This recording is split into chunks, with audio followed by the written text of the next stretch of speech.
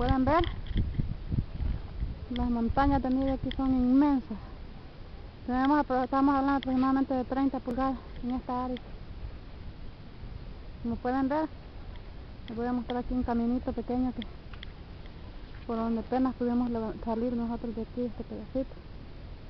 Está intransitable, no se puede transitar en carro, solo a pie, pero con dificultades.